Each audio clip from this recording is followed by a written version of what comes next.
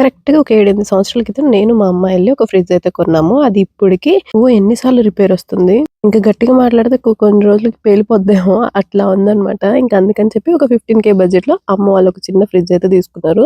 ఇంకా అమ్మయితే అసలు వెజిటబుల్స్ కానీ ఏమి పెట్టదు. ఒక్క పాల ప్యాకెట్లు లేకపోతేనేమన్నా ఇంకా పిండ్లు అట్లాంటివి పెడతది. అసలు పార్సెల్ వచ్చిందంటే చాలు మా మహికి ఏ బొమ్మలొచ్చేసినాయి అని చెప్పి ఆత్రం పడిపోతది.